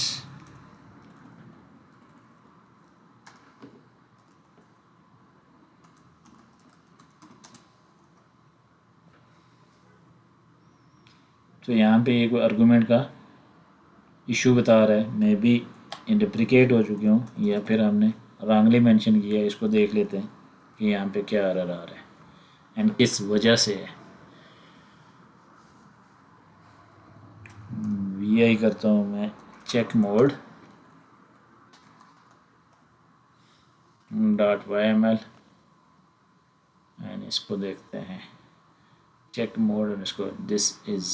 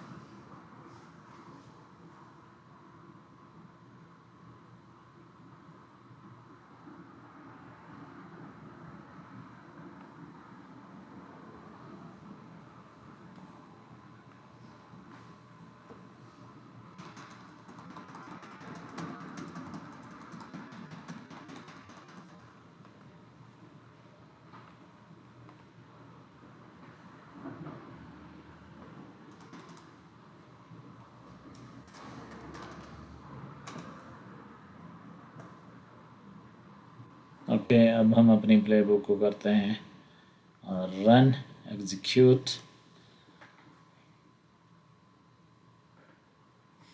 अब देखें यहाँ पे मैंने प्लेबुक चेक मोड के विदाउट रन की है, तो इसने चेक मोड में ही रन होना है क्योंकि हमने चेक मोड क्या कर दिया था, यस कर लिया था। और उसके बाद अगर आप किसी टास्क के लिए चेक मोड को क्या कर लेते हैं, नो कर लेते हैं, तो उसने हमेशा क्या करना है, चेक मोड को, उसने एक्चुअली वो काम करना है। इसको हम मल्टीपल वाली प्लेबुक से देखते हैं, इजीली चीज़ें समझ आ जाएंगी। vi मल्टीपल .yml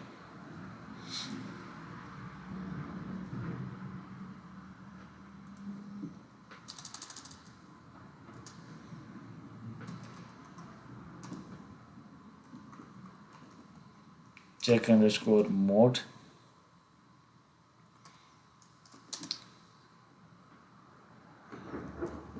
नो। अब इसने सर्विस को रिस्टार्ट करना है। चेक मोड नो है।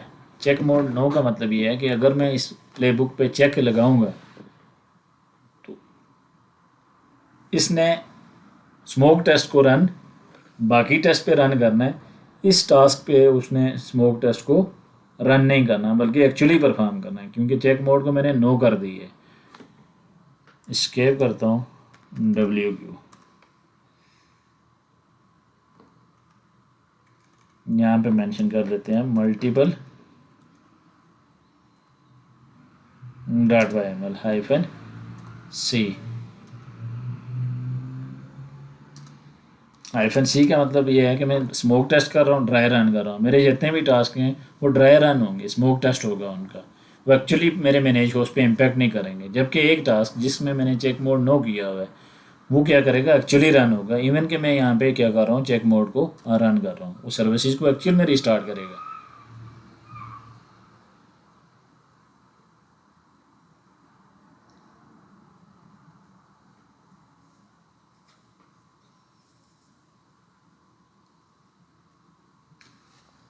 तो इसलिए कहते हैं कि इसका जो चेक मोड का जो रिज़ल्ट है वो हमेशा से आप उस पर रिलाई नहीं कर सकते कि वो आपके मैनेज उस पर चेंजिंग कर रहा है या नहीं कर रहा। आपको केयरफुली प्लेबुक को एग्जामिन करना होता है, देखना होता है कि आपके कहीं चेक मोड इनेबल यस या नो तो नहीं है। अगर आपके पास चेक मोड यस है तो जब भी आप प्लेबुक को रन करेंगे वो ऑल द टाइम आपका स्मोक टेस्ट ही करेगी, आपके मैनेज होस्ट पे इम्पैक्ट नहीं करेगी। एंड अगर आपका प्लेबुक किसी भी टास्क के लिए चेक मोड नो है, अब यहाँ पे देखें टास्क स्टार्टेड, उसने इंजन इसको रिस्टार्ट किया, और यहाँ पे मैं अगर उसकी सर्विसेज को चेक करूँ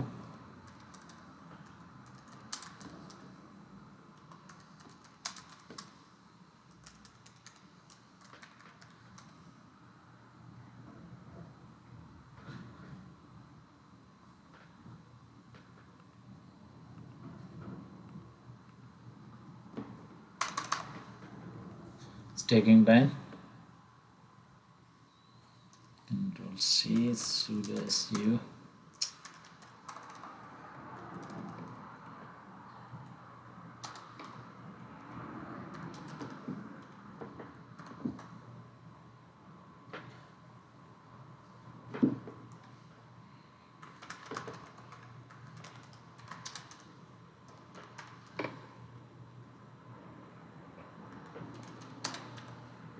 अभी मेरे पास ये स्टेटस सर्विस का स्टेटस बता रहा है। यहाँ पे इसके कुछ रिजल्ट्स भी होंगे। इंजीनियरिंग रिजल्ट एक्टिव है सर्विस मेरे पास एंड सैटरडे 14/11। तो टाइम एंड डेट यहाँ पे अगर चेक करूँ, टाइम डेट CTL, तो मेरे पास 14 कल हुए हैं। तो ये कुछ ही देर पहले ये सर्विस को रिस्टार्ट की है। फिर से अगर मैं इस प्ले बुक को रन करूँगा, रन में उसको स्मोक टेस्ट के लिए कर रहा हूँ, लेकिन जिस टास्क के लिए मैंने इसको नो किया हुआ है तो उस केस में उसको ये एक्चुअली इम्प्लीमेंट कर रहा है। तो ये बिहेवियर इसका कंफ्यूजिंग हो सकता है। सम टाइम आप ये चाह रहे हो कि मैंने प्ले बुक को चेक मोड में रन करना है, लाइक चेक करना है आपने उसको, स्मोक टेस्ट करना है, एंड किसी टास्क में बाय मिस्टेक आपने चेक मोड को नो किया हो तो वो टास्क आपका एक्चुअली परफॉर्म हो जाएगा, ना कि वो स्मोक टेस्ट होगा। और ये भी हो सकता है कि आप चेक मोड में आप चेक मोड यस किया हो आपने और आप उस प्ले बुक को रन करना चाह रहे हो एक्चुअली, बट प्ले बुक को आप रन करेंगे तो वो ड्राई रन हो रही होगी, स्मोक टेस्ट उसका हो रहा होगा, क्योंकि इस आपने जो डायरेक्टिव है चेक अंडरस्कोर मोड को यस एंड नो, उस पर इसके बिहेवियर को डिपेंड किया जाता है। फिर से अगर मैं इसका स्टेटस चेक करूं तो अभी मेरे पास ये देखें, इसका ये 11:35 एंड यहाँ पे मैं टाइम डेट चेक करूँ तो मेरे पास 11:13:33 एंड 11:13:15 ये एक्चुअली उसने रन किया है। हालांकि मैं प्ले बुक के साथ मैं क्या कर रहा था, स्मोक टेस्ट कर रहा था, ड्राई रन कर रहा था उस प्ले बुक को। तो ऐसे आपने केयरफुली यूज़ करना होता है इस चेक मोड स्टेटमेंट को, डायरेक्टिव को। VA करता हूँ एंड चेक मोड में क्या कर देता हूँ, यहाँ से हटा देता हूँ, सेव कर देता हूँ। अगर मैं इसको चेक मोड को यस ही कर दूँ, ये प्रैक्टिकल भी इसी के साथ देख लेते हैं। एस्केप,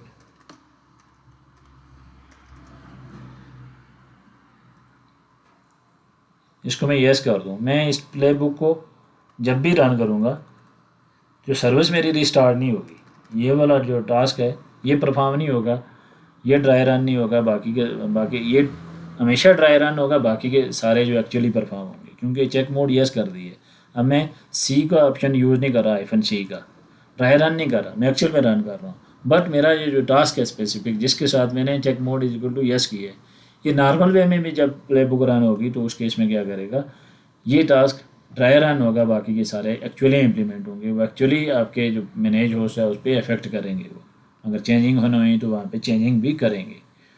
तो ये इसका यूज़फुल जो केस है चेक मोड का, ये बड़ी केयरफुली करना होता है। आप प्ले बुक को डिटेल में देख के एग्जामिन करके उसके बाद आप इस चेक मोड का यूज़ करेंगे जब भी आपने इसका यूज़ करना हो।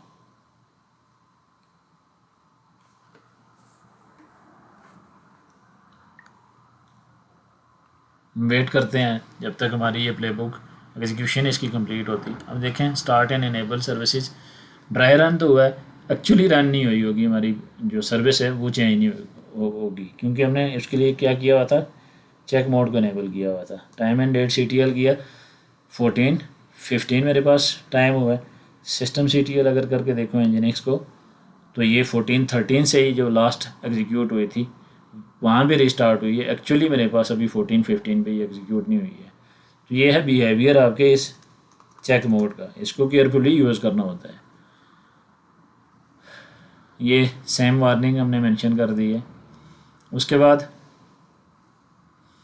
आ जाता है हमारे पास यूज़ डिफ का, -FN डिफ का ऑप्शन क्या करता है, this the Ansible playbook command also provides a diff option, this option reports the changes made to the template files on the manage host. जब आपने एक प्ले बुक डिप्लाई कर ली उसके बाद कोई चेंजिंग कर रहे हैं उसमें, तो ये आप कंपैरिजन के लिए यूज़ कर सकते हैं कि पहले फाइल की स्टेट में थी एंड अभी आपकी जो चेंजिंग्स होंगी वहाँ पे किस स्टेट में होंगी।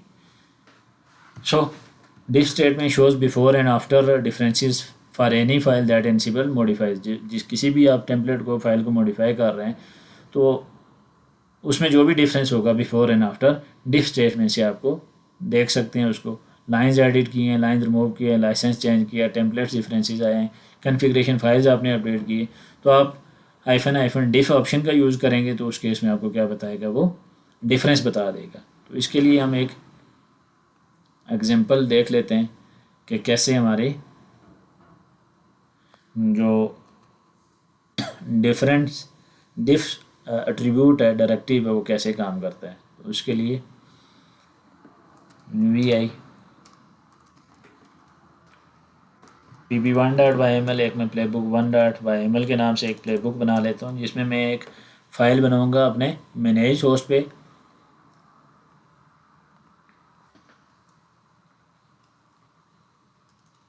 यहाँ पे मैं वेब सर्वर्स को कर लेता हूँ मेंशन इंस्टेड ऑफ ऑल।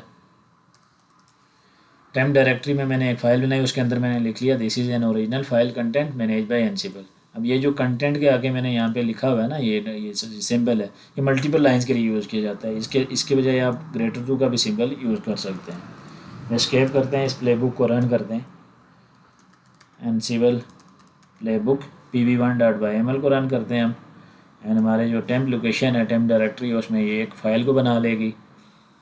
फिर उसमें हम कुछ चेंजिंग करेंगे, उस चेंजिंग के बाद हम देखेंगे डिफ स्टेटमेंट हमें वो चेंजिंग बताएगी कि क्या अपडेट हुई है। अब इसका काम भी ट्रबल शूटिंग से ही है। आपने एक कॉन्फ़िगरेशन फ़ाइल अपडेट की है, अपडेट करने के बाद आप देखना चाहते हैं कि पहले क्या चेंजिंग थी आपके सिस्टम पे, क्या किस स्टेट में था आपका सिस्टम, और अब क्या चेंजिंग्स हुई हैं। तो वो सारी कॉन्फ़िगरेशन चेंजिंग, एक कॉन्फ़िगरेशन फ़ाइल आपने डिप्लाई की, उसको अपडेट किया, वो पहले और बाद के जो भी अपडेट के बाद के जो डिफरेंस होंगे वो आपको बता देगा। तो इससे आपको ट्रबल शूटिंग के लिए ईजीनेस मिल जाती है, एक आपको ईजी मेथड मिल जाता है, आप इजीली ट्रबल शूट कर सकते हैं अपने मैनेज होस्ट को। लाइक आपने कॉन्फ़िगरेशन फ़ाइल डिप्लाई की, उसको अपडेट कर लिया, लेकिन आपके मैनेज होस्ट पे कुछ जो डिज़ायर स्टेट थी उस पर नहीं गया, या कुछ एरर्स आ गई, तो आप ये ट्रबल शूट कर रहे हैं कि ये चेंजिंग आई किस वजह से, कहाँ पे आई हैं। तो आप उस डिफरेंस को देख सकते हैं कि पहले की स्टेट में था, क्या चीज़ आई है, और किस चीज़ ने जाके बाद में रूट काज क्या चीज़ बनी है आपके इस मैनेज होस्ट में, जो भी आपके एरर्स आए हैं या जो भी चैलेंजेस आए हैं आपके। उसके बाद हमने इस प्लेबुक में क्या किया, टेम्प के अंदर demo.txt फाइल बना ली। इसको देखें अगर हम कैट टेम्प demo.txt, इसमें 2 लाइन है, this is original file content manage by एनसिबल। अब मैं एक और प्लेबुक बना लेता हूँ pb2.yml, इंटर करूँ और इसमें कोई मैं कंटेंट लिख लेता हूँ, मॉडिफाई करता हूँ मैं कंटेंट को, demo.txt में एक लाइन ऐड कर देता हूँ लाइन इन फाइल से, तो ये लाइन ऐड हो जाएगी। इसको सेव करते हैं, रन करते हैं। pb2 को हम कर देते हैं रन, ये उस लाइन को ऐड कर देगा, और उसके बाद 194 एस्केप करते हैं, इसमें होस्ट चेंज कर लेते हैं, इंस्टेड ऑफ ऑल यहाँ पे वेब सर्वर्स कर लेते हैं।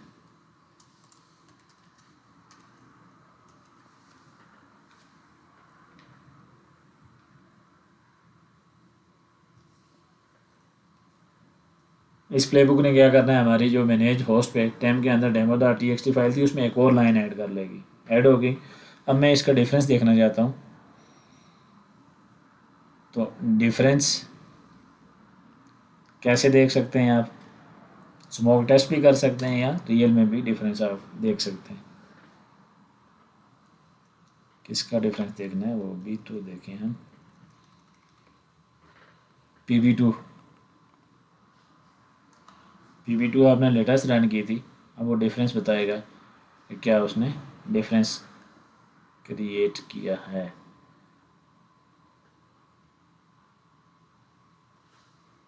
Check no the test with the check mode test difference.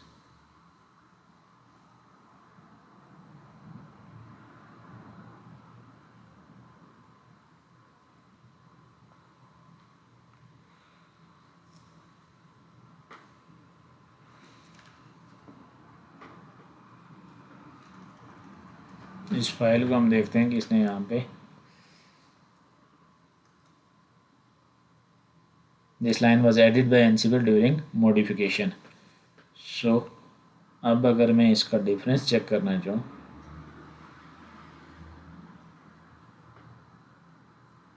तो ifn diff की कमांड चलाएंगे, देखते हैं इसकी आउटपुट है। अगर कुछ हमें यहाँ पे डिज़ायर्ड रिजल्ट नहीं मिलते तो ये हमें कुछ शो नहीं कर रहा।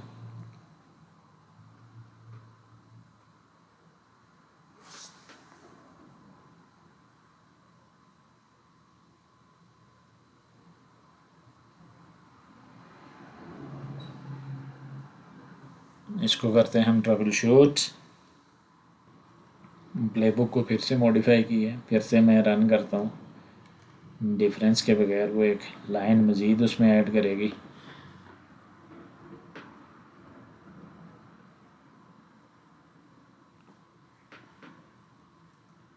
This line was added by Ansible during modification and now check again second modified. अब मैं अगर फिर से इसको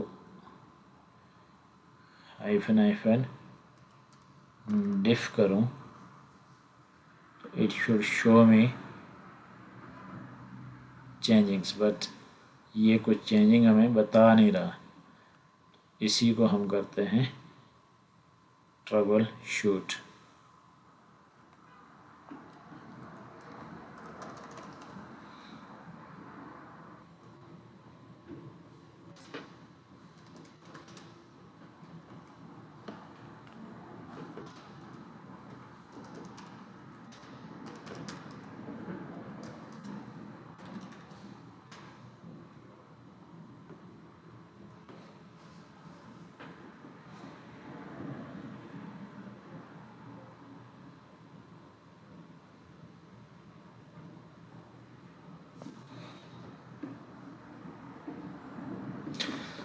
सो ये ऐसे वर्क करती है, ना कि आफ्टर चेंजिंग। मैंने एक प्ले बुक बनाई यहाँ पे VI PB1.yml। इसमें ये लाइंस थी, this is original file line manage by एनसिबल। Okay, उसके बाद मैंने फिर से कुछ प्ले बुक रन की, कंटेंट को चेंज किया। अभी मेरे पास यहाँ पे ये प्ले बुक है मेरे मैनेज होस्ट पे, जो कि मैंने प्ले बुक 1 से डिप्लाई की थी टेम्प में demo.txt। इसके अंदर ये 3 लाइन्स हैं। This is original file content manage bye, this is second line, second modified, after this you will see this line. अब डिफ स्टेटमेंट क्या करती है, वो आपको आउटपुट में ये चीज़ बताती है कि आपकी ये प्लेबुक रन करने के बाद डिफरेंस क्या आएगा। आपकी प्लेबुक कौन सी स्टेट में थी, पहले प्लेबुक इस स्टेट में थी, आफ्टर चेंजिंग आपके बाद ये लाइन प्लस में देखें ये ऐड हो जाएगी। सपोज मैं फिर से प्लेबुक को एक चीज़ ऐड करता हूँ VI PB2.yml। अब यहाँ पे मैं लाइन ऐड करता हूँ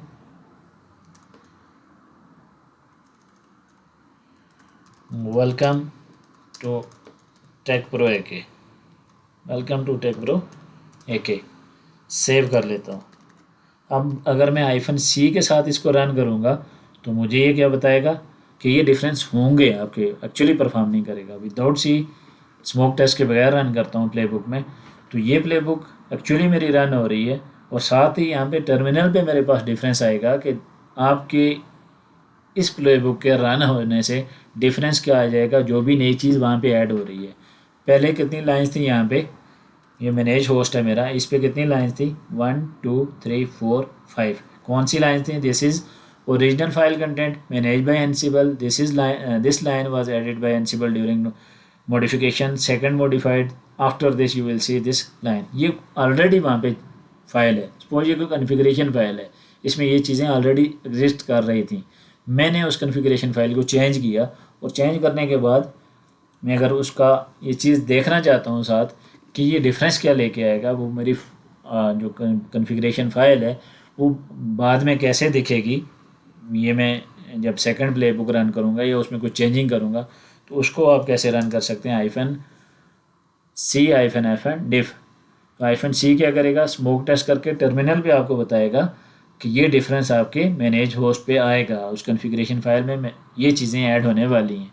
तो तो इससे आप कंपैरिजन कर सकते हैं बिफोर रनिंग एक्चुअली प्लेबुक कि आपकी प्लेबुक कौन से डिज़ायर स्टेट में जाने, आपका जो मैनेज होस्ट है कौन से डिज़ायर स्टेट में जाने वाला है। तो वो एक्चुअल आपके टर्मिनल भी आपको पहले ही बता देते हैं बिफोर क्या था, यहाँ तक के आपके पास जो लाइंस थी वो ये थी, this one this one this one, after this you will see this line, यहाँ तक के कॉन्फ़िगरेशन फाइल आपके पास थी। अब उसमें प्लस मीन्स एडिशन क्या होने वाली है, ये चेंजिंग आप कर रहे हो उसको।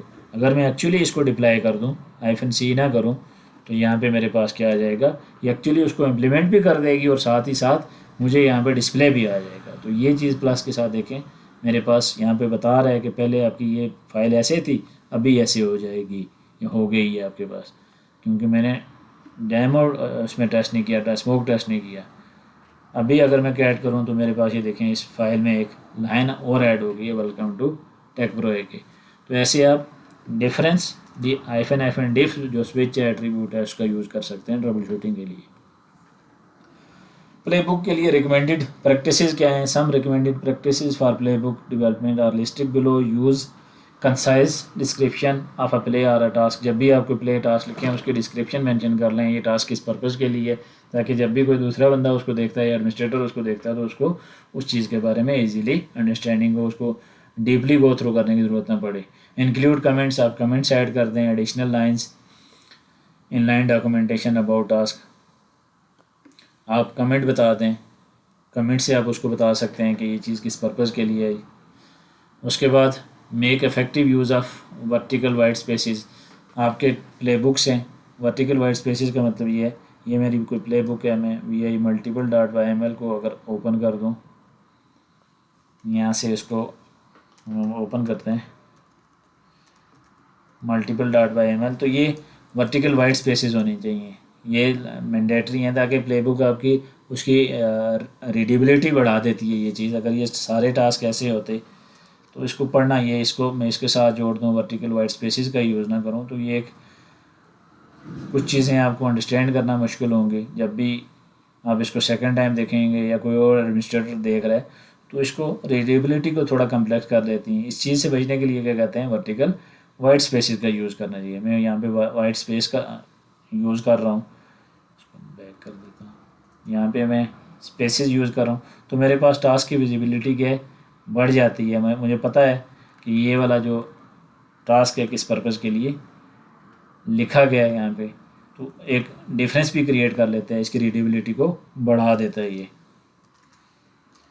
तो ये एक रिकमेंडेड प्रैक्टिस भी है। उसके बाद consist horizontal indentation in vertical, use space, no tabs. Tabs का आप यूज़ ना करें, इंडेंटेशन का ख्याल रखें, स्पेस का आप नॉर्मली यूज़ करते हैं। टैब्स को आप कॉन्फ़िगर कर सकते हैं, एक हमने एट्रीब्यूट देखा था, आप -RC में एक कमांड लिख लेते हैं, उसमें सेव कर लेते हैं, और उसके बाद टैब भी आपके डबल स्पेस के लिए काम करता है। उसके बाद try to keep the playbook as simple as possible. Playbooks को सिंपल रखें, उनको कॉम्प्लिकेटेड ना करें। जैसा कि रोल्स में हमने देखा था, मास्टर प्ले बुक बना लेते हैं। प्ले बुक को सिंप्लीफाई करने के लिए, लार्ज प्ले बुक को हैंडल करने के लिए हमने डिफरेंट मेथड देखे थे। हम टास्क इंक्लूड कर रहे हैं, इंपोर्ट कर रहे हैं, प्ले बुक्स को इंक्लूड कर रहे हैं, रोल्स का यूज़ कर रहे हैं, तो सारी चीज़ें रिकमेंडेड प्रैक्टिसेस में भी आ जाती हैं। आपके सिंप्लिसिटी को, आपकी उसको रीडेबिलिटी को बढ़ा देती हैं, उसकी प्ले बुक्स की कम्प्लेक्सिटी को कम कर देती हैं, और उसकी ट्रबल शूटिंग या मैनेजमेंट हमारी ईजी हो जाती है। तो ये प्ले बुक्स के रिलेटेड कुछ ट्रबल शूटिंग क्या थी, प्रैक्टिस रिकमेंडिंग प्रैक्टिसेस थी कि आप प्ले बुक्स बिल्ड करें तो किन चीज़ों का ख्याल रखें। उसके बाद कनेक्शंस को ट्रबल शूट कैसे कर सकते हैं, तो कनेक्शन को ट्रबल शूट करने के लिए हम जब भी मैनेज होस्ट इंफ्रास्ट्रक्चर हम बना रहे होते हैं ऑटोमेशन के लिए कंट्रोल नोड से मैनेज होस्ट का, तो हम कनेक्शन मेथड हमने देखे थे कि कैसे कनेक्शन करते हैं। तो उस चीज़ में हमने बहुत सारी चीज़ों का ख्याल रखना होता है। Many common problem when using Ansible to manage host are associated with connection to that host and with the configuration problems around the remote users and privilege escalation. तो जब भी आप एनसिबल ऑटोमेशन में काम करते हैं तो मोस्ट ऑफ द प्रॉब्लम्स क्या आती हैं, आपकी कनेक्शन अगर ठीक ना हो, इन्वेंट्री फाइल्स आपकी ठीक ना हो, आपने प्रिविलेजेस ठीक तरीके से यूज़ नहीं की हुई हैं, SSH कीज़ आपकी ठीक से नहीं कॉन्फ़िगर हुई, आपने रिमोट यूज़र पे काम कैसे करना है। जैसे हमने ansible.cfg कॉन्फ़िगरेशन फाइल में डिटेल डिस्कशन की थी कि इसमें जो प्रिविलेजेस एंड डिफ़ॉल्ट सेक्शन होता है, तो उसका पर्पज़ क्या है, लाइक मैंने इन्वेंट्री की लोकेशन सही नहीं बताई, मैंने रिमोट यूज़र नहीं बताया कि रिमोट सिस्टम पे मैंने होस्ट पे जाके मैंने एज ए कौन सा यूज़र मैंने लॉगिन करना है, एसएसएच करना है, वो ठीक से नहीं बताया हुआ है। वहाँ पे जाके जब मैंने एसएसएच तो उसको कर लिया, वहाँ पे उसको मैंने एक्सेस कर लिया, एक्सेस करने के बाद मुझे प्रिविलेजेस की ज़रूरत है कि ऐसे कौन सा यूज़र मैंने काम करना है, तो वो become method and become user, ये चीज़ें आपने सही से डिफाइन नहीं कर रखी। तो आपकी हो सकता है कोई एडमिनिस्ट्रेटिव टास्क आप परफॉर्म कर रहे हो और आपको रूट की प्रिविलेजेस चाहिए हो, और यहाँ पे बिकम आपने नो कर रखा हो, या आपने बिकम मेथड का गलत चूज़ किया हो, या बिकम यूज़र आपने ऐसा यूज़र किया हो जो रूट यूज़र हो ही ना, एडमिनिस्ट्रेटर यूज़र ना हो, तो उस केस में क्या होगा, आपको चैलेंजेस आ सकते हैं, एरर्स देखने को मिलेंगे, आपके कनेक्शन इस्टेब्लिश नहीं होंगे। कनेक्शन इस्टेब्लिश हो जाते हैं तो फिर आपकी प्लेबुक एग्जीक्यूशन में या टास्क एग्जीक्यूशन में आपको चैलेंजेस आएंगे, आपको एरर्स देखने को मिलेंगी। तो इन सारी चीज़ों का ख्याल रखना पड़ता है जब भी आप अपना इंफ्रास्ट्रक्चर ऑटोमेशन के लिए एक पूरा इन्वायरमेंट, पूरा इंफ्रा बनाते हैं, तो ये सारी चीज़ें आपने देखनी होती हैं। सो इन्वेंट्री की सेटिंग्स आपकी प्रॉपर होनी चाहिए। इन्वेंट्री का भी हमने देखा था कि एक उसका INI फार्मेट या फिर YAML फार्मेट में आप उसको बिल्ड करते हैं, तो उसमें आप चीज़ें मेंशन कर लेते हैं। उसके बाद इन्वेंट्री में आप यहाँ पे इन्वेंट्री वेरिएबल्स का यूज़ कर सकते हैं किसी मैनेज होस्ट को। अब सपोज़ मेरे पास 192.168 कुछ ये होस्ट है और इसको मैं किसी और इन्वेंट्री नाम से एक्सेस करवाना चाह रहा हूँ, तो उस केस में भी यहाँ पे मैं वेरिएबल्स का यूज़ कर सकता हूँ, होस्ट वार्स का, ग्रुप वार्स का। तो डिफरेंट मेथड हैं, ये हम वन बाय वन देख चुके हैं ऑलरेडी जब हमने इन्वेंट्री फाइल्स बनाई थी, हम प्ले बुक्स बनाते रहे। तो ये उसके रिलेटेड कुछ चीज़ें, उसके में अगर डिटेल से हम देखें तो मोर subtle problem has to do with the inventory settings. For example, server with multiple network addresses, you may need to use a particular address or DNS name when connecting to the host. अब एक server है, उसके पास उसके multiple network addresses हैं, उसके IPs हैं, तो आपने किसी एक स्पेसिफिक IP के थ्रू या DNS नेम के थ्रू उसको कनेक्ट करना चाह रहे हैं, तो उसको आप इन्वेंट्री में मेंशन कर सकते हैं। You might not want to use the that address as machine inventory name. Inventory का नेम डिफरेंट हो सकता है, बट जो उसका होस्ट नेम होगा हो सकता है वो डिफरेंट हो। तो उस चीज़ के लिए आप क्या कर सकते हैं, एनसिबल होस्ट का यूज़ कर सकते हैं। एज एन एग्जांपल, ये एक एग्जांपल है, इसका पर्पज़ क्या है कि ये इन्वेंट्री नेम है। सपोज़ इसको मैं यहाँ से करता हूँ कॉपी और टर्मिनल पे इसको समझते हैं। सपोज़ मेरे पास ये काली लिनक्स के नाम से एक ग्रुप मैंने बना रखा है और इसमें कुछ होस्ट है। अब मेरे पास कोई होस्ट ऐसा है, मेरे पास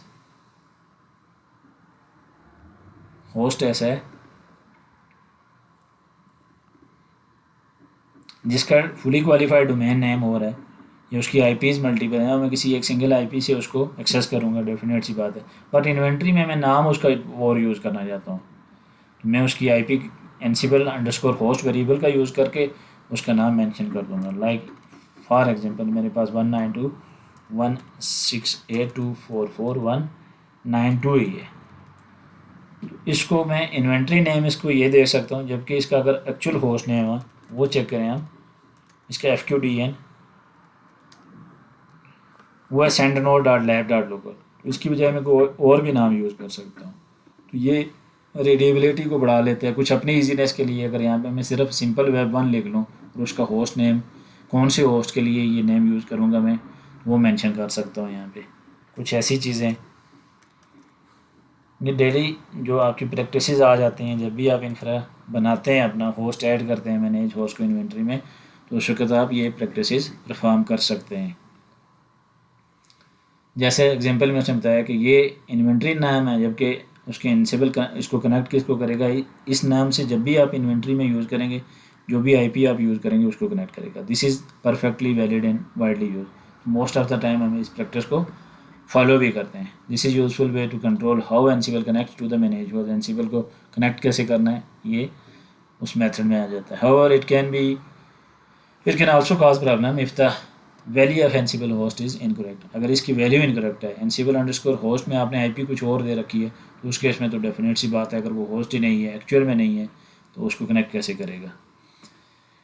the correct level of testing, यहाँ पे कुछ चीज़ें आ जाती हैं। Ansible is design to ensure that configuration included in playbooks and perform by its modules is correct. तो एनसिबल डिज़ाइन है ऐसे किया गया है कि उसकी कन्फिगरेशन जो भी इंक्लूड होती हैं प्ले बुक्स में, तो वो करेक्ट ही होती हैं। जब तक आपकी प्ले बुक करेक्ट नहीं होगी तो आपके मैनेज उस पर जाके उसने इम्पैक्ट क्या करना है, वो तो रन ही नहीं होगी। It monitors all the modules for reported failures and stop play book immediately. अगर आपका कोई मॉड्यूल गलत डिफाइन है या मॉड्यूल है ही नहीं है, आप प्ले बुक को रन कर रहे हैं, तो उस केस में हमने देखा था कि सिंटैक्स एरर भी आ जाते हैं, या फिर मॉड्यूल के आर्गूमेंट आप रॉन्ग यूज़ कर रहे हैं, तो उसने फिर कैसे उसने वहाँ पे जाके चेंजिंग करनी है।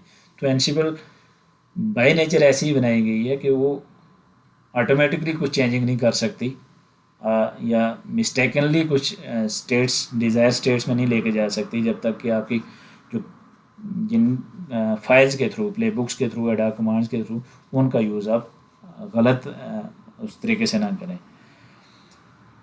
सो ये एक डेफिनेट सी बात है, जब भी एनसिबल ने कोई चेंजिंग करनी होती है, एनसिबल ऑटोमेशन ने यूजिंग प्ले बुक्स आपको चेंजिंग परफॉर्म कर रहे होते हैं, तो वो करेक्ट ही होती हैं। इन सेंस के प्ले बुक आपकी करेक्ट ही नहीं है तो उसने कैसे चेंजिंग करनी है आपके मैनेज होस्ट पे।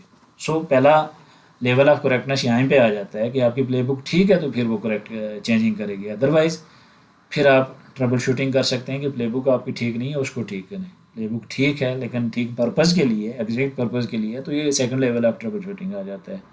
तो ये चीज़ें किससे रिलेटेड आ जाती हैं, the correct level of testing. Level of testing क्या चीज़ है एनसिबल में। This helps to ensure that many task perform before the failure has no error. So जो भी टास्क आप परफॉर्म करेंगे, फेलियर से पहले उनमें कोई एरर नहीं होनी चाहिए। This helps ensure that any task perform before failure has no error. Because of this, there is usually no need to check if the result of a task managed by Ansible has been correctly applied to the managed host. अगर आप ये sure हैं कि आपका task ठीक है, तो आपको फिर ये चीज़ चेक करने की ज़रूरत नहीं पड़ती कि जो उसके इम्पैक्ट्स होंगे वो करेक्ट होंगे या नहीं। इट मेक्स ये वो जो टास्क हैं वो करेक्टली आपके मैनेज होस्ट पे अप्लाई हुए या नहीं। It makes sense to add some health checks. तो इससे कुछ क्या आ जाता है कि हेल्थ चेक के आप इट मेक सेंस कि आप कुछ एडिशनल हेल्थ चेक्स डिफाइन कर लें, आइदर टू प्ले बुक्स और run those directly as ad hoc commands when more direct troubleshooting is required, but you should be careful about adding too much complexity to your task and place in an effort to double check the test. हाँ, यहाँ पे फिर आप ऐसा ना करें कि आप एडिशनल चेक्स लगा सकते हैं, जैसे हमने सिंटैक्स चेक किया, हमने कुछ चेक मोड का यूज़ किया, या किसी स्पेसिफिक टास्क को टेस्ट किया, डिबग का यूज़ किया। तो ये सारी नेचर ऑफ द एनसिबल के बारे में बात हो रही है कि एनसिबल बाय डिफ़ॉल्ट डिज़ाइन ही ऐसे की गई है कि एनसिबल खुद से कोई ऐसी चेंजिंग नहीं कर सकती। अगर आप प्ले बुक्स का यूज़ कर रहे हैं कि वो कुछ ऐसी चेंजिंग कर रहे हो जो आपके डिज़ायर स्टेट में ना हो। आपकी प्ले बुक ठीक है तो डेफिनेट सी बात है वो प्ले बुक ठीक होगी तो चेंजिंग अप्लाई होंगी। अब ये फर्स्ट लेवल ऑफ करेक्टनेस उसमें आ जाता है टेस्टिंग का कि प्ले बुक ठीक, आपकी चेंजिंग ओके। प्ले बुक ही ठीक नहीं है तो एनसिबल फोर्सफुली कोई चेंजिंग तो नहीं कर सकती। तो लिहाजा आप जब भी प्ले बुक्स बनाएं तो उसके हमने डिफरेंट मेथड देख लिए कि उसको सिंटैक्स चेक कर लें, उसको ट्राई रन कर लें, स्मोक टेस्ट कर लें। तो इस सारी चीज़ का किसी भी चेंजिंग का ब्लेम आप एनसिबल को नहीं दे सकते खुद ब खुद। रिकमेंडेड प्रैक्टिस में फिर ये आ जाता है कि आप केयरफुल रहें, एडिशनल हेल्थ चेक कर सकते हैं, एंड साथ ही साथ प्ले बुक्स को इतना कम्प्लेक्स ना करें, प्लेस को इतना कम्प्लेक्स ना करें कि अगर उनकी ट्रबल शूटिंग आपको करनी पड़ जाए तो वो एक कम्प्लेक्स प्रोसेस बन जाए। तो adding too much complexity to your task and place in an effort to double check the test perform by the module themselves. अगर कोई मॉड्यूल को टेस्ट परफॉर्म कर लेते हैं तो उसकी ट्रबल शूटिंग में आपने प्ले बुक्स खुद से इतनी कम्प्लेक्स बनाई हो कि उसकी ट्रबल शूटिंग आपके लिए मुश्किल हो जाए। एनसिबल ने अपना काम तो यहाँ पे ख़त्म कर दिया ना कि आपकी प्ले बुक ठीक है तो फिर वो रन होगी, प्ले बुक ही ठीक नहीं है तो फिर एनसिबल खुद से कुछ चीज़ें परफॉर्म नहीं कर रही। सो ये था आज के सेशन के बारे में कि कैसे हम एनसिबल manage host and play books को ट्रबल शूट कर सकते हैं डिफरेंट मेथड्स का यूज़ करके, डिफरेंट टिप्स एंड ट्रिक्स का यूज़ करके। So thank you so much for watching the video. Session को लाजमी एंड तक देखें, वीडियो को लाइक करें, शेयर करें, चैनल को सब्सक्राइब करें। Thank you so much.